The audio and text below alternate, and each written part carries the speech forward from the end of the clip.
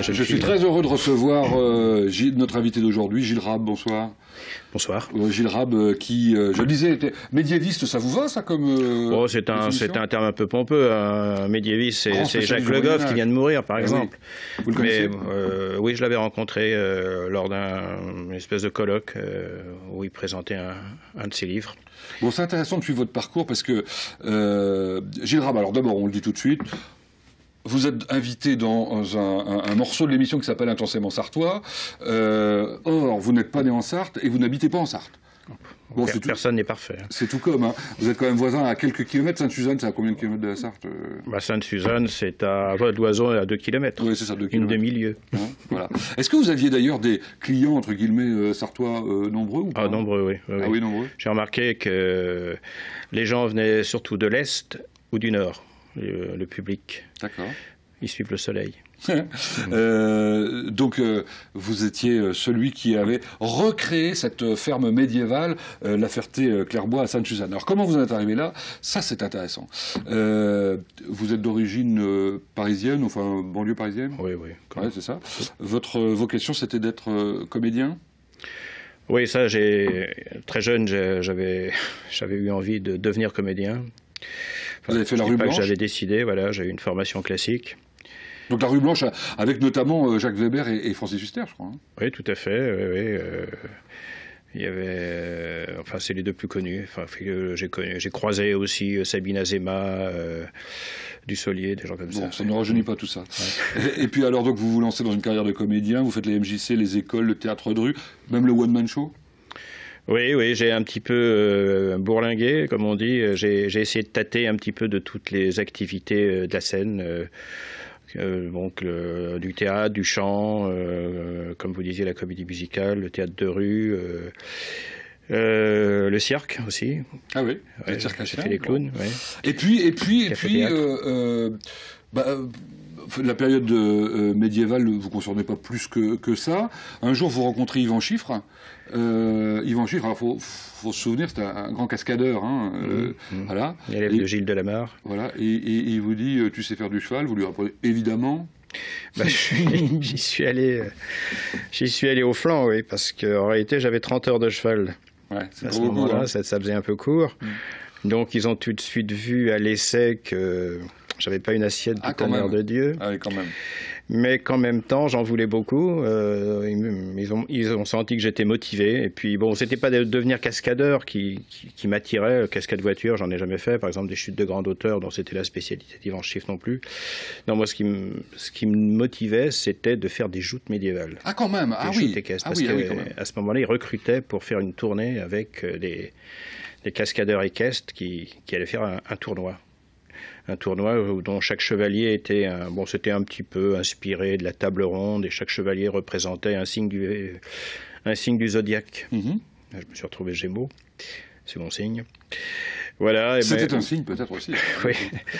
Mais les débuts ont été très difficiles. Bon, bref, vous êtes resté chez lui. Est-ce que c'est chez lui que vous avez fait le film avec d'Éric Rohmer, Perceval le Gallois? J'avais quitté à ce moment-là. J'ai fait 2 ans chez lui. Et puis, à la suite de ça, effectivement, j'ai eu cette opportunité parce que j'avais vu un film d'Éric Rohmer formidable qui s'appelle La Marquise d'O. J'aimerais bien qu'on ressorte d'ailleurs. Et puis j'avais tellement été séduit par ce film, quand j'ai su que ce même metteur en scène préparait Perceval le Gallois, je suis allé le voir, moi qui n'allais jamais voir personne, par timidité, lâché. Et puis il a été charmant, c'était un homme extrêmement courtois. Et du coup, vous avez été embauché. Eh bien, on va rester dans le cinéma, figurez-vous. Alors ça, je ne voulais pas annoncer au début de la séquence, mais nous avons en ligne justement un réalisateur, alors du coup que vous connaissez bien, Christophe Lebon. Bonsoir, et vous allez le voir. Bonsoir Christophe. Bonsoir. Bonsoir Christophe. Je vous entends. Très bien. Nous, on vous voit très bien. Alors, je disais, vous connaissez bien Christophe Lebon, puisque, en l'occurrence, c'est un réalisateur qui vous a fait jouer aussi. Oui, tout à fait. Donc, il s'est passé pas mal de temps entre le film d'Éric Rohmer et le film de Christophe. Effectivement, mais bon, il y a un point commun, ce sont deux sujets médiévaux, voilà, dans les deux cas. Donc Christophe Lebon, si vous êtes avec nous aujourd'hui, c'est parce que vous avez eu la gentillesse de nous proposer la diffusion de votre film qui s'appelle Amens et qu'on va voir demain soir sur notre antenne. Alors demain soir pour ceux qui nous voient en direct, pour les autres, vous regarderez les horaires de leur diffusion. C'est donc à 20h. Ça s'appelle Amens. De quoi s'agit-il, Christophe?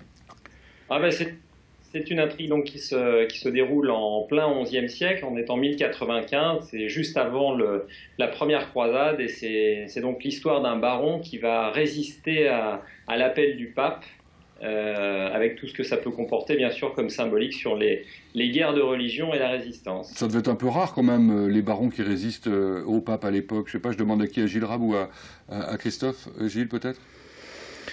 C'est pas l'œuvre d'un historien, c'est l'œuvre d'un artiste, hein.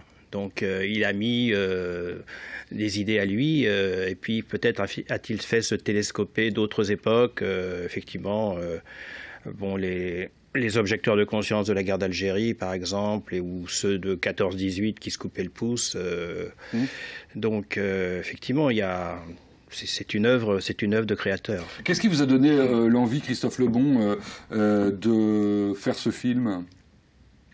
Une passion pour le Moyen-Âge, c'est clair. Après, je m'intéresse beaucoup à l'actualité. Je suis quelqu'un qui regarde avec un œil souvent énervé, je dirais, un peu les déviances des différentes autorités qui nous encadrent. Je dirais que ça a été un petit peu, enfin, ma passion pour la fiction également, l'envie de faire un film d'aventure, un film où on a l'impression vraiment de découvrir une époque, des personnages, de se sentir près des personnages. Donc c'est un ensemble de choses. J'aime beaucoup aussi l'architecture de l'époque, la vie de l'époque. Inspiré fortement par le Septième Sceau de Bergman, non ? Oh, merci. Non, bah écoutez, c'est magnifique. Enfin, on voit les images là. C'est vous sous le home, oui. Le home, c'est ça, hein ? Home Sweet Home, oui. Home Sweet Home. Ça va pas être très confortable d'ailleurs, hein, j'imagine. Vous avez accepté tout de suite quand il vous l'a proposé. D'abord, c'est Clairbois qu'on voit d'ailleurs, hein, le donjon. Oui, c'est le donjon de Clairbois. Christophe cherchait un château, je crois plutôt du côté de la Savoie ou du Dauphiné. Il avait un plan là-dessus. Et puis, quand on s'est rencontrés, je lui ai dit, tu sais, j'ai un donjon, et puis il n'y croyait pas trop, et puis quand il est venu à Clairbois, il a vu le donjon, et puis c'est ce qu'il me faut. Un donjon que vous avez monté de vos propres mains, il n'existait pas du tout. Il y avait des ruines romaines, je crois. Alors non, c'est moi qui ai fait courir cette légende. Ah bon. Donc on avait construit le donjon de Clairbois sur les ruines d'une villa romaine, en effet. Pour terminer, parce qu'on ne va pas vous retenir trop longtemps, Christophe Lebon, c'est un rêve qui s'est réalisé en quelque sorte, on peut dire ça ou pas ? C'est vraiment ça, oui, tout à fait. C'est un rêve qui s'est réalisé parce que ça vient de très loin, parce que de faire un film d'époque qui dure à peu près 30 minutes, sans vraiment de production d'aide de région, simplement avec un coproducteur donc qui est Gilles Rab, la Ferté-Clairbois, et beaucoup de gens autour qui ont contribué à la fabrication de certains décors, à la préparation des costumes. Je pense à Claudine Mésange, bien sûr, la compagne de Gilles, qui nous regarde, j'espère, et voilà, un ensemble de gens qui ont permis, les chevaux, bien sûr, l'équipe du lac du Guetzel, qui nous a prêté pendant une journée son bateau pour pouvoir faire des images. Enfin, ça a vraiment été un travail d'équipe le film a pu être réalisé grâce à tous ces gens, et ça a vraiment été effectivement, pour quelqu'un qui écrit un film, puisque je l'ai écrit, un rêve qui se réalise. Écoutez, merci. Dont j'assume la forme aujourd'hui, dont je suis très heureux. Voilà. Merci en tout cas d'avoir eu la gentillesse de le proposer à LMTV, et c'est grâce à ce film que Gilles Rab, vous êtes là aujourd'hui, parce que du coup ça nous a permis de vous contacter à cette occasion. Merci Christophe Lebon. Merci Christophe. Et vous nous tiendrez au courant de la suite évidemment. Hein. Avec plaisir. À bientôt. Oui, alors donc Gilles Rab, alors en revanche ça m'a permis aussi de découvrir en préparant cette émission que hélas la Ferté-Clairbois est fermée maintenant au public. Elle est fermée depuis fin septembre 2013, mais en effet, depuis quelques mois. Donc, alors bon, pour 2014, ça risque d'être un peu une année de transition sabbatique. Mais comme je vous disais, il y a un projet avec une équipe de reconstituteurs équestres. Les écuyers de l'histoire ? Les écuyers de l'histoire. Donc j'espère, et je crois que le Conseil général aussi l'espère, qu'ils vont permettre de faire perdurer ce lieu. Bah oui, comment on peut expliquer qu'un lieu qui faisait 20 000 visiteurs par an, d'après ce que j'ai vu. Oui, il a fait 20 000, mais bon, on était retombés. Hein. Ouais. On était redescendus. Quand on voit les images, les reconstitutions extraordinaires que vous avez faites, avec ces murailles, ces palissades, hein, moi je me souviens très bien, ça a commencé par ça, hein, quasiment, les palissades, les salles de banquet décorées là, de fresques magnifiques, les shops, les écuries, le champ de tournoi, les appartements nobles, la chapelle, le donjon, bon, c'est un boulot... colossal. Comment on peut expliquer que les collectivités, bon, sauf le Conseil général, mais enfin l'État n'ait pas mis la main à la poche, quoi. Bon, on pourrait polémiquer là-dessus. En tout cas, c'est vrai que le Conseil général nous a beaucoup aidé dès le départ. Hein. Ça, je lui suis très reconnaissant. Mais c'est vrai que ni le Conseil régional, ni l'État ne s'est intéressé. Je pense que c'est le thème, le Moyen-Âge, ça peut-être encore... Ou alors ça sent peut-être le souffle. Il faut le faire à la manière des parcs d'attractions d'aujourd'hui. Encore que, il y a quand même deux réussites, on va dire, le Puy du Fou. Hein. Oui, alors le Puy du Fou, et puis il y a Guédelon aussi. Alors Guédelon, c'est le château qu'on est en train de reconstituer sur 30 ans. Là, enfin, pas de reconstituer, de construire, de toutes pièces d'ailleurs, avec les techniques de l'époque.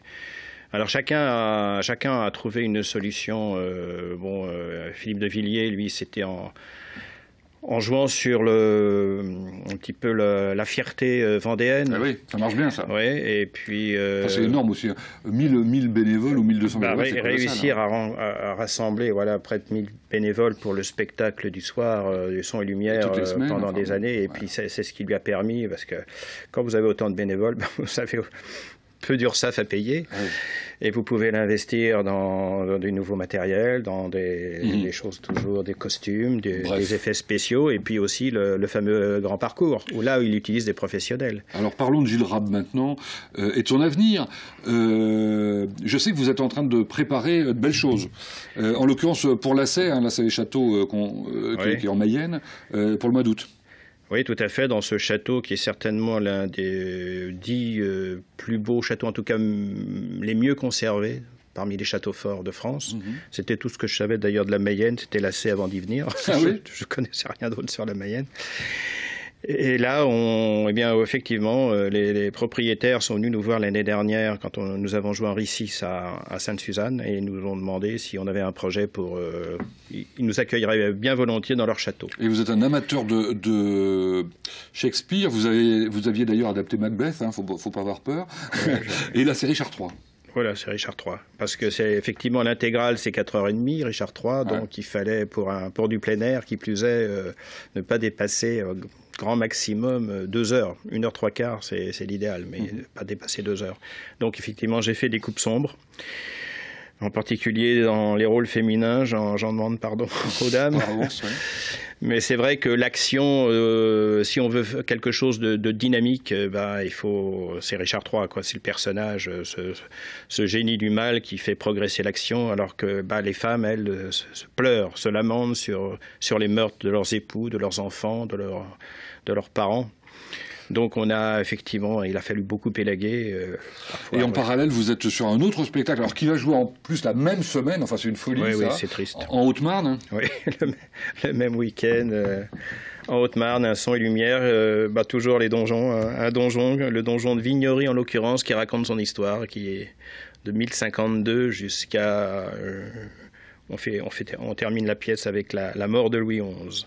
Écoutez, on retient les dates 13, 14, 15 et 16 août pour l'Assay, les châteaux, pour aller vous voir ce Richard III. Quant à la Haute-Marne, ils auront des spectateurs dans la région, il n'y a pas de problème. Que va devenir la Ferté-Clairbois ? Normalement, je touche du bois, il devrait être vendu donc à ces écuyers de l'histoire. D'accord. Ou peut-être le Conseil général va-t-il... Qui a un vrai avec un vrai projet. Ils ont un projet parce que eux, c'est des bénévoles, c'est des passionnés, donc ils n'ont pas à payer des intermittents, ça c'est un avantage en quelque sorte, mais bon, ils ne peuvent pas travailler de la même façon que moi, qui venais du théâtre. J'écrivais des textes avec une histoire, avec une mise en scène précise, et j'avais besoin effectivement de professionnels qui soient disponibles pour jouer tous les jours, puisque en semaine on recevait beaucoup de scolaires. Alors que si vous voulez entendre Gilles Rabe déclamer, vous allez, le site existe encore sur Internet, donc le découvrir sur Internet, puisque c'est lui qui vous accueille sur une vidéo. Merci. Dans le rôle de Richard III en août prochain. Absolument. Merci d'être venu nous parler de votre passion. Merci Pascal. Vous restez dans le Maine ou pas? Oh, je vais rester dans le Maine, oui. Bon, je suis du bas Maine, mais donc, je reste dans le Maine. Alors évidemment, les collectivités peuvent faire appel à vous pour des spectacles, etc. Bien sûr, problème, je suis à leur disposition. Comme on a su le faire, notamment à Pont-Valin, pour commémorer la bataille de Pont-Valin 1370. Et des Cénomanies avec Yves Glizière. Ah oui, il y a quelques années. Ouais. Bon. On était à la création des Cénomanies, la première version autour des Plantagenets. En effet. Merci Gilles Rabe, merci à vous de nous avoir suivis. Merci. Et quant à nous, on se donne rendez-vous la semaine prochaine. À la semaine prochaine.